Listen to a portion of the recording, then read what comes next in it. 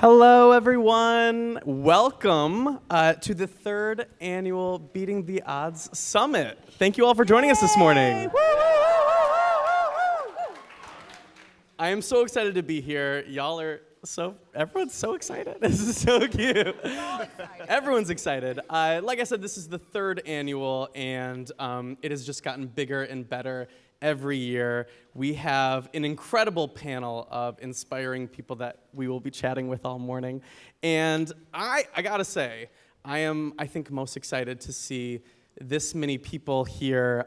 There are over 130 college-bound students who have beat the odds, who are redefining success, who are inspiring so many in their own communities. And I just look out into the crowd and I see the future, and that is the coolest feeling. I just am giddy. So thank you for indulging me for a second. The future looks good, doesn't it? Yeah, it's a good look. Good. Y'all look cute. College looks good on you. So I do see that y'all have your phones, so please feel free to tweet with the hashtag beating the odds. Yeah. You guys know how to do get it that, trending. right? I believe in you. And we are actually live streaming right now from a camera. There are 30 in the room, but some are right there. We are live streaming, so hello to the people watching at home. Thank you for joining us. And tweet along while you're at your computer. I want to know what y'all think. So to begin, to kick things off, I think we should maybe introduce ourselves. Some of you might know some people up here. But why don't we start at the end? Maybe introduce yourself, what you do, and why do you think it's important for us to be up here sharing our stories and to be here at this event today? Yeah. Hello, everybody. I'm John King, the U.S. Secretary of Education. I'm thrilled to be here because my job is to make sure that folks get to college and not just get to college, but through college to graduation. And so I'm here to support you. I think events like today are really important because getting to college and staying in college through to graduation sometimes can be challenging. And sometimes there are obstacles in the way. It can be hard, and it's important for us to all remind each other that success is possible. I was a kid who grew up in New York City. I lost both my parents when I was a kid, my mom when I was 8, my dad when I was 12. And it's only because teachers and mentors convinced me to stay hopeful, convinced me that better things were possible, that I'm alive today, that I'm even sitting here today. And so if together all of us can send that message to people throughout our society that school can change lives, then this will be a good event. So thanks.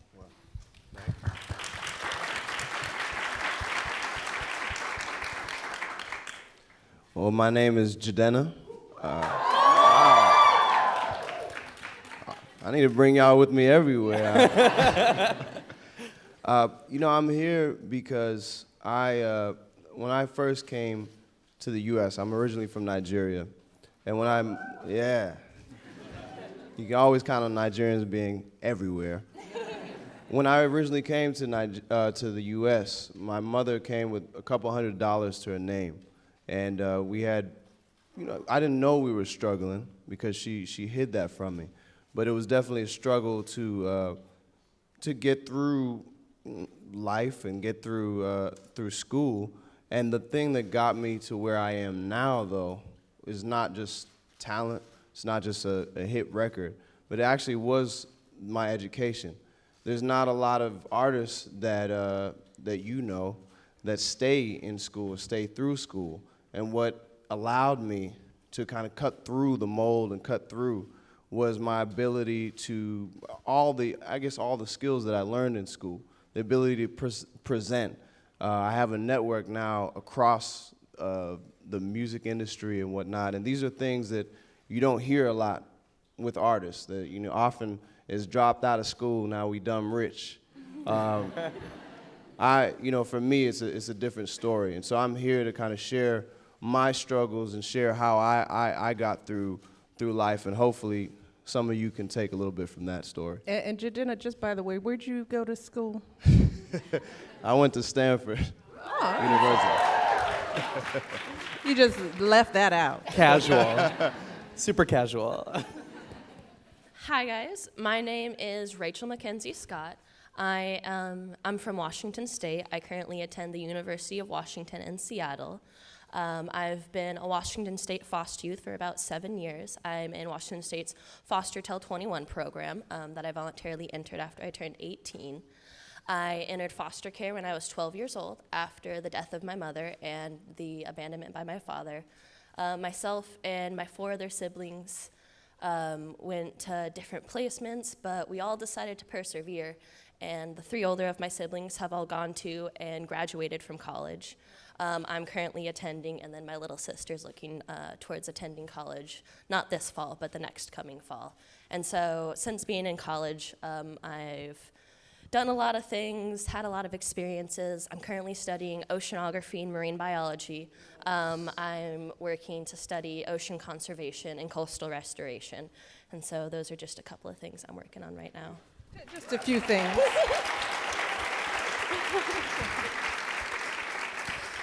Hi, everybody. I'm Michelle Obama. And welcome to the White House. Well, I'm here because of you all and the millions of kids like you all out there in this country, because I was one of you. You guys probably know my background. I grew up on the south side of Chicago. My parents didn't go to south side, yes.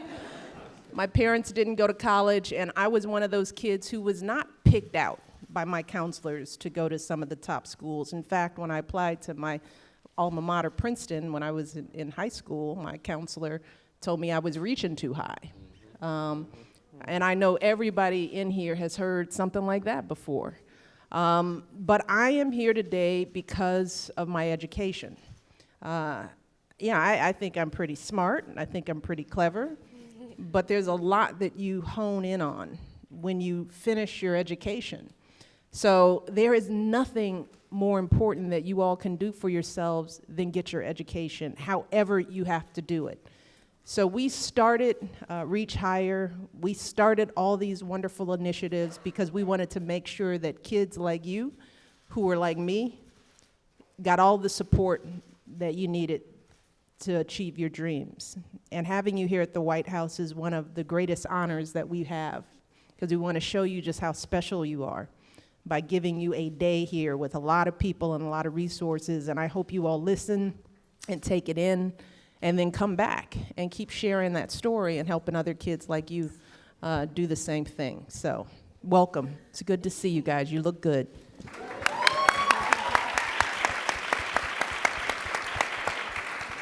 I also should say hi. I'm Tyler. I'm moderating today, but my name is Tyler Oakley. I am a YouTuber. Sure, yes, the internet.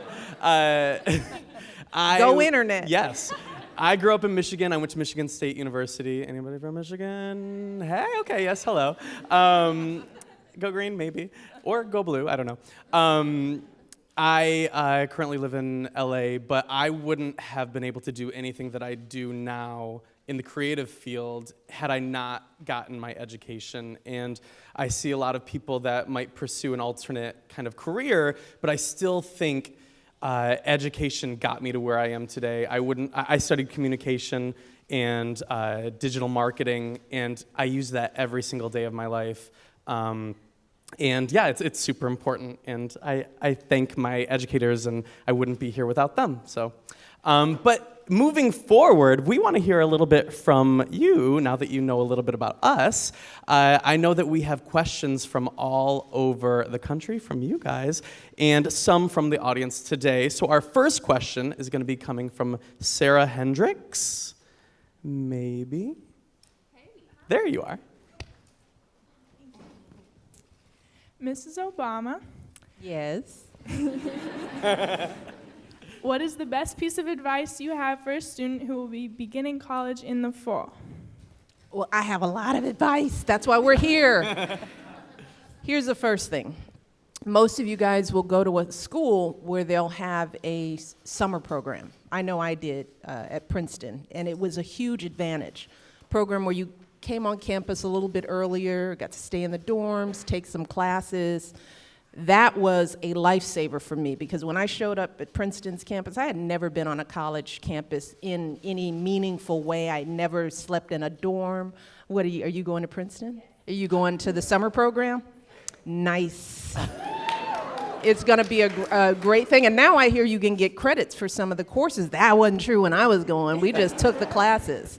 But you got a chance to make friends before the campus got full. You got to learn the campus, meet professors, develop some relationships and some bonds. So by the time the campus got full, you guys, you'll already be set. So I urge you to look into those kind of programs if you have them. That's one. Now, when you get to school, when classes start, I want you to take it seriously. So here's what you got to do. You got to go to class. You got to go to class every single day and be fairly organized. And I want you to think about, when you think about cutting or sleeping in or skipping, because nobody's going to be paying any attention to you. Nobody's going to wake you up. Nobody's going to tell you that you missed anything. You're going to feel really free. And when you decide to sleep in, I want you to multiply how much money you're spending by every class you take, and you will see how much money you're wasting. Plus, when you miss class, things just build. You get behind a little bit, then you're behind a lot, then you've missed something. You just don't want to let these little bitty choices pile up on you. So you can't procrastinate in college because, again, nobody's going to be checking on you. So you've got to be organized. You've got to do your reading. And when you think about it, it's all manageable. I mean, you guys are going to have a couple of classes a day, maybe a few days a week. I mean, and the rest of the time, if you're not working, which I had a work-study job, but even with that, the rest of the time is yours. You have plenty of time to focus on your studies and get everything done. Here's the other thing I'll tell you. Do not be afraid to ask for help. Nobody gets through college on their own, and a lot of kids like us think that somehow if we need help, that we miss something. But let me tell you, wealthy kids who are used to college, they are so used to asking for help and getting tutors. They are the first ones to be like, Mommy, I need a tutor. And they will get one. We're the ones who sit back and struggle and feel embarrassed because we don't understand something. Ask for help. You will all have great resources, writing support, tutors. Get to know the folks on your campus. And through these summer programs, if you go, you'll get to meet everybody. The last thing I want to say is many of you, if not most of you, will be on financial aid. Do not just sign up for financial aid. Don't just sign a line. You have to really understand the commitments that you're making, you know? So have somebody read through the paperwork for you, because when you take out a loan, that's real money that you owe, plus interest. And you don't want to wait until year 4 or maybe year 5, depending upon what plan you're on, to look back and see how much debt you've accumulated. You should understand the debt that you're taking on and not be surprised at the end. And your financial aid money is not for stereo equipment. It's not for shoes. Girls, it's not for getting your hair done. Because I know too many, I was an associate dean at the University of Chicago, and so many first-generation students couldn't finish a semester because they ran out of money.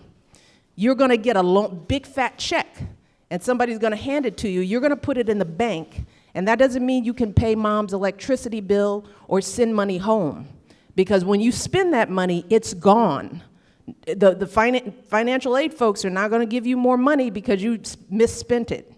So you've got to take that seriously. It would be a shame if you didn't finish. Once you got in and did the work, and then you couldn't finish a semester or a quarter because you ran out of money because you didn't manage your money. So take your financial aid seriously, get to know your financial aid counselors, and keep track. And you guys, this is grown-up time. So it's time to be fully responsible for everything you do. So that's some advice. Great advice. I could obviously go on, but. Rachel, do you have any advice you want to share? Because you're in the thick of it right now. You are there. My biggest piece of advice is a bit of a cliche. Excuse me, sorry, I'm getting over a cold. Is a bit of a cliche. I'm sure you've all heard the saying, don't sweat the small stuff. But that is one of the most important things when you begin your first and your second, and I'm coming up on my 3rd year of college. Don't sweat the small stuff. Don't sweat feeling embarrassed because you don't know as much as the other kids. There's opportunities I skipped out on because I was embarrassed that I wasn't as smart as the other kids. I grew up in a very small rural town in the northeast corner of Washington State. that had less than 200 people in it. I moved schools almost 5 or 6 times. I was in speech class up until I was in like 5th or 6th grade, and the only reason I left speech class was because I moved. Like, I had so many gaps in my education, and I was so embarrassed because of it. It wasn't my fault that I was missing education, it was my parents' fault. But I was the one who felt the embarrassment because of it, so I didn't ask for tutors when I needed it, and I didn't ask for an extension on an assignment when I really needed it. And so don't sweat the small stuff. Don't sweat feeling embarrassed or anything like that. Don't sweat missing a party because you're studying for an exam that you have the next day or 2 days from now. There will be other parties. There will be more parties. There is. The University of Washington has a very large Greek system, and we have parties on Tuesdays, Thursdays, Fridays, Saturdays, Sundays. If it's a holiday, there'll be one on Monday. If it's a random day, there'll be one on Wednesday. They are literally, there's at least 3 or 4 a week, and I don't even participate because that's not really what I like to do. I like to go hiking and camping and stuff like that, but there will be parties, there will be other parties, there will be bigger parties, there will be smaller parties. Don't sweat missing it. That education that you're getting, the couple more hours that you could study, the better night's sleep that you would get, the money that you would save by not paying for an Uber to get there or whatnot, like that all matters in the long run. Don't worry about not having your hair done or having nice clothes. Like, I've gone to school in like the same pair of yoga pants for like 3 days in a row because I didn't feel like doing laundry yet, but nobody cares. Don't judge. Don't judge. You will be there. Don't judge. Don't judge. I used to buy underwear because I didn't do my laundry. Those things happen. It's like, I just need 7 more days. I go buy 7 Probably more pairs of because she underwear. was studying and didn't Yeah, want to that's do right. her laundry. But don't worry about not having the other clothes because it was a very hard lesson for me to learn because I grew up very, very poor. Like, we didn't have money. We went to 2 different food banks. I used to take all my hand-me-down clothes from my older siblings. Sometimes I didn't know when we were going to eat. We didn't have the best diets. Like, I learned very early on that I didn't have money and that I didn't have as much money as everyone else. And then eventually I got to high school, and I went to a high school that the man who owns Nordstrom, his granddaughter went to my school. And so I was going to school with kids who are so much more wealthy than I might ever be. And I had to learn very quickly that I can't worry about that stuff because it's not my fault, and that stuff doesn't matter in the end. That stuff doesn't build character, so don't sweat not having it. Don't worry about it. Don't worry if they make fun of you because you don't have it, because I've faced bullying and a lot of things throughout my life because I was always the weird kid, or I became, at the age of 12, I became the kid with dead parents. And nobody knows how to treat a kid with dead parents, so I just didn't tell people. And I felt embarrassed because nobody remembered how to treat me as a human being. That wasn't a fault of my own. That was a fault of others for not learning how to be compassionate and helping someone in times of need. So don't sweat other people and don't sweat the circumstances. Just focus on you and focus on getting through college and getting yourself the things that you need to succeed. You need your books. You need your studies. Some of you may need tutors. Some of you may need jobs. Some of you may need financial aid. Work on getting those things. And once you've found a place of solace and you found a place where you can be okay, then worry about the other stuff, because that's when you have time. That's great. That's great advice. Lots of affirmations. I'm learning. Our next question comes from another one of you in the audience, Jasmine Brooks. Somewhere. Jasmine, hey, There you girl. are. Hi, Jasmine. And a microphone's coming your way. My name is Jasmine Brooks, and I am a freshman English major at Fisk University. And my question is for Jadena. If you could go back to your younger self, what advice would you give him? Great question. I That like is a that great giggle right question. there. Tell us the truth. You want the truth, Jasmine? All right. Well, I think if I was to go back to my 17-year-old self or 18-year-old self, the one thing that I learned in college actually was that you may reach tremendous highs and tremendous lows. I reached rock bottom like halfway through college, And it was because of all the pressure that I think we're talking about right now. The pressure to learn how to budget, the pressure to really abandon everything that you ever learned. You don't have a comfort zone anymore. You don't have your neighborhood, you don't have your family with you. You have to figure out for yourself who you are now in 2 to 4 years, and then go out in the world and be somebody. For me, I think it was important for me to learn that I needed to take some of that pressure off and just focus on the fact that I believed that I could make it through. That belief is what's going to get you through. However it is, if it's spiritual for you, if it's a mental thing, that's going to get you through. So for me, it was that, and I will say that the high point of it was meeting friends that I still have to this day. You will meet the friends that you'll probably have forever. I don't even really talk to some of my high school friends anymore because the people I met in college were some of the best people I ever met in my life. There's a proverb that says, you are your friends. It's not that you are like your friends. You literally are your friends. They're mirrors to you.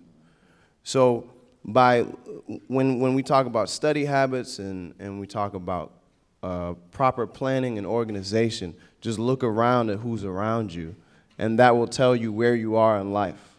If there's something you don't like in your friend, chances are that something is in you. And the last thing I'll say, and this is I think the crux and the center point for me in college, what I tell myself again, and I did follow this advice, was that you are investing in your future, so college should serve you. You don't serve your college. I remember my father didn't want me to be, I was like, Dad, you know what I'm saying? I was trying to be a rapper and a basketball player, Dad. And I really was. I was varsity captain. I thought I had everything going for me. I wasn't listening to nobody. And my dad was like, you can't make money from music. Eh? You have to be a doctor, a lawyer, engineer, something that's going to do something for this world. What was music doesn't do anything. And I had to fight that, fight his passion and fight the society that I was from, because every time my uncle sees me, he would check my backpack for grades. Like that's Nigerian culture, whether rich or poor. And that's a beautiful part about it, but it also adds to that pressure that I was talking about. But if you really know that success comes to just those who don't give up, that's all it is. Just keep going when you reach that low and hone in on that purpose. And from there, you'll make it through for sure. That's the advice that I would give myself. And I was lucky enough to receive that advice about halfway through my college career.